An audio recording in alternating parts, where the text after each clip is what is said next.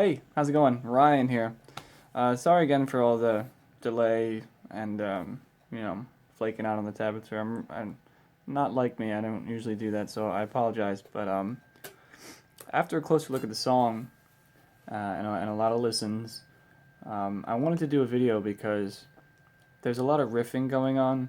And by riffing, I mean when you play like a funk kind of 70s riff like this, if there's no explicit guitar lick or chord shape going on, a lot of the time it's just up to the guitar player or whoever is playing it. It's just their preference, their groove. So when I was listening to this, and I have it up here so we can play along. First of all, the sound that you're hearing is a keyboard. That's where the groove comes, and that really like bitey kind of bouncy sound that the let's see, right at the beginning.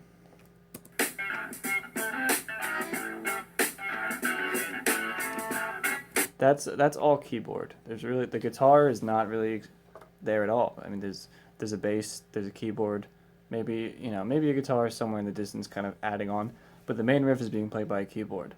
And I watched like 3 or 4 live performances I dug up of this, of Robert Palmer and his band, and also of cover bands. And it seems to be the same thing, that it's just a keyboard that's doing most of the riffing.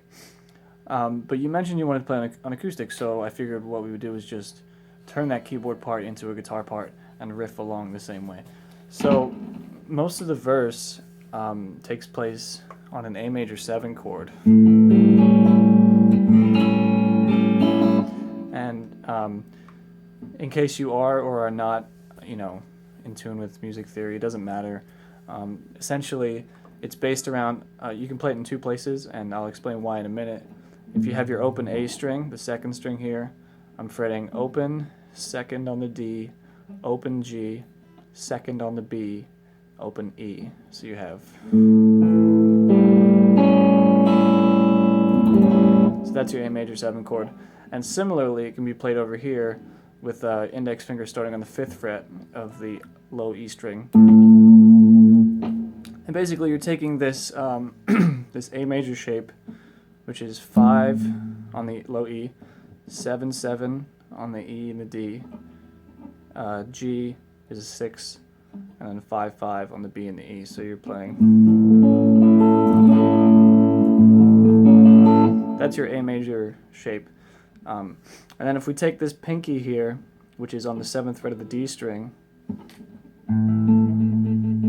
and if I let go of this pinky and I just rely on my index finger to bar, you get this note, which is a major 7th. So that's where the A major 7th comes from.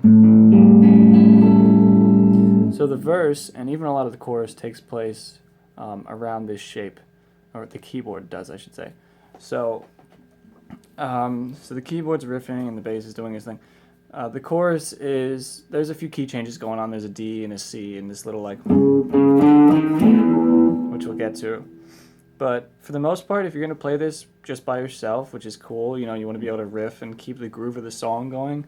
I'm taking this shape and I'm playing only 3 of these notes here.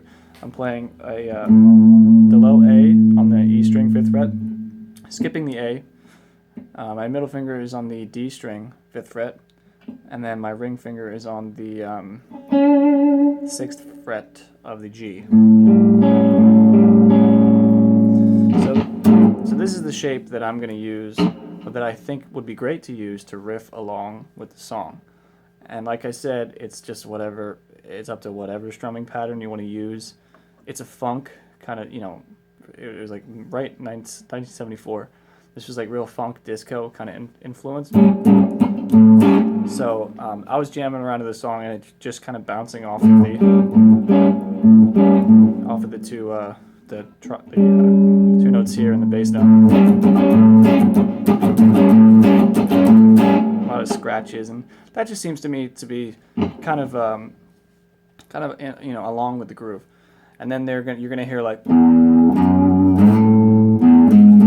there's all these like little drop notes on the 2nd and the 4th of the E.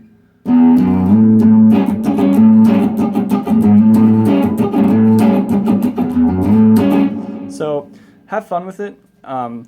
again, this is why I didn't want to write down a tab, because there's so much personality going on in a riff like this that really, once you learn the shape and the surrounding notes and even the licks, like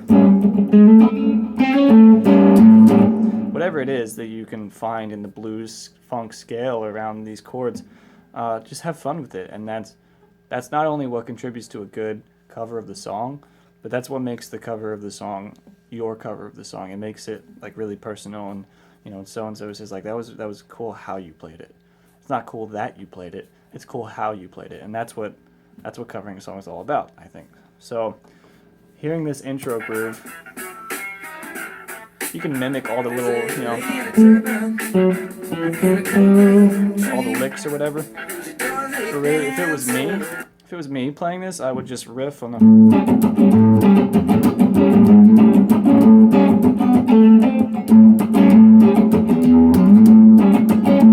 Kind of riff over that for the verses. I'm sure you know the song better than I do, so you'll be able to sing with it and all sorts of stuff. So, having said that, this is our bass, and then we're going to get to the chorus. So I'll move up a little bit. Alright, here we go.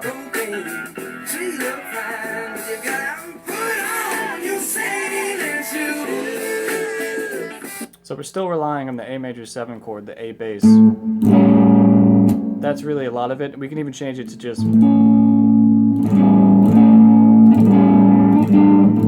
right. So we can keep a regular an A, and you can actually resort down to the lower, easier way to play it. The open string chord right down here. So at this part, when you hear the line "Put on your Sailin Shoes" for the first time, you hear this chord change, and it's really just an A to a D, back to an A, and then we riff. We just kind of hold it for a while. So we got A, D, back to A, and then we'll change here. So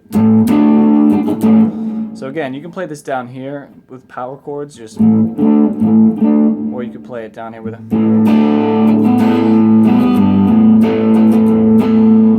And you can really bounce along the A, the D shape, and maybe even throw on that little hammer on G.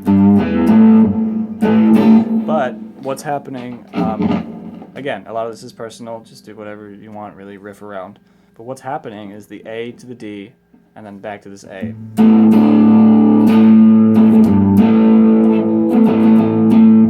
then we're going to go to the second "Put on your Sailin Shoes" part. And we're going to hear this, that part. Again, the A, D. And then we hear this. So this is, now, again, I'm telling you this and transcribing it for the purpose of you being able to play the song with just one guitar and capture the whole essence of the song. So we hear this walk up, just starting on the 4th of the A string, and ascending 1 fret each up until this E here. And that is done by the bass. And the bass clearly, if you listen to the song, is doing this walk. It's a prominent bass walk. It really transfers into the next part of the chorus. And the keyboard, I'm sure, is doing that too. But let's do it on the guitar. So you could bar chord it, and do a 1st and a 5th, starting at the 4. Or you could just do the single notes. And then when I land on this E, I'm playing the open E, and just strumming the whole thing up. So it'd be open 7, 9, 9 on the D and the G, 9. Open B, open E. And that's just a powerful 5th E minor chord. Well, just E chord. It's not major or minor. So you have that. So again, starting from the beginning of the.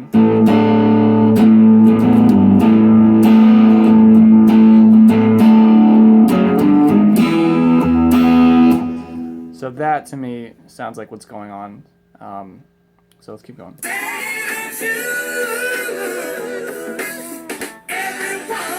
Okay, so there's that snare, that da-da, and then the quick break, da-da, da-da, and that's a G and a D. So you're up on this E chord, you know. So you're quick, you know, da-da, land on the G chord, and then the D. Ba-ba.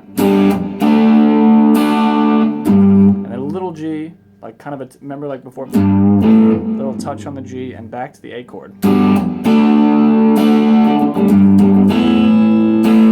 And then we go again to this walk up. Hold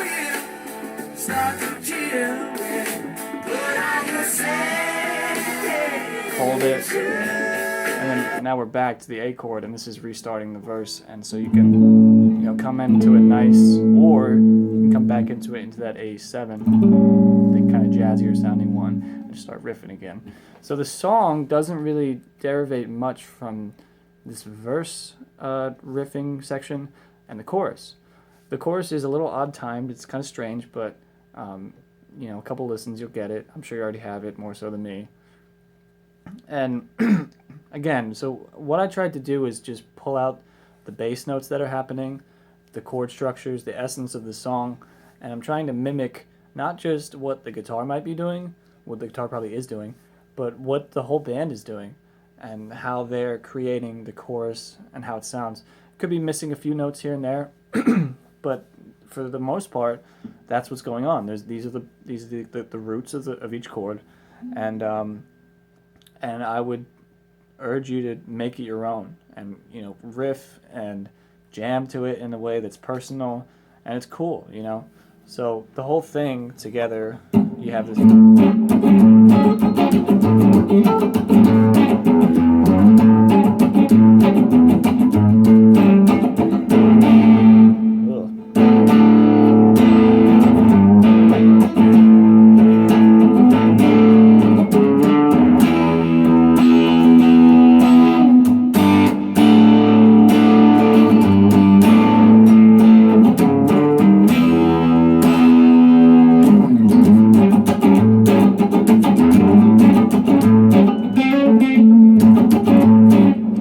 So I think that's what's happening. Again, I don't think anything else is going on. Maybe I'm an idiot and I just missed something else. Let me know if something else is happening later on in the song that I was too lazy to go check out. But I listened to it a number of times, and I think that's the main two components. So I don't know your personal. I probably should have said this at the beginning. I don't know your personal, you know, guitar playing abilities or your theory knowledge, music background. So if any of this is like too stupid for you and you need something a little higher level and, you know, a little more specific, and let me know.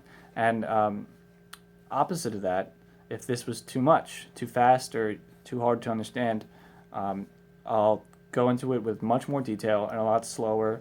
I'll bring the guitar up here, and I'll, you know, so you can see it. So let me know. I know this is like a really rough kind of video, but I actually do this type of video for most of the people that order from me, because I think it's just a way better way to communicate what the tabs are saying, or in your case, what no tabs are saying. A lot of songs are like this. A lot of them need to be talked about, right? Because that's really how you learn. You can look at a tab all you want, but it doesn't tell you anything apart from what the transcriber thinks the notes are. It doesn't tell you the groove, the feel, the tempo most of the time. It's like writing, you know. You have to kind of like pull out from tabs what you want, and that's hard to do sometimes. So I hope this was helpful. Let me know, and you should totally, by the way, cancel the thing. I took way too long. I didn't even give you a tab, so it's no problem. I'm happy to do a free gig next time, or just cancel this one, and you won't have to pay anything. I have no trouble just delivering this for free, because I kind of screwed you over. I waited too long and I forgot to do it, so sorry again about that, but I hope this was helpful. If it was, or if it was not, let me know either way, and I'll speak to you on the inbox on Fiverr. So thanks. I hope you enjoyed it.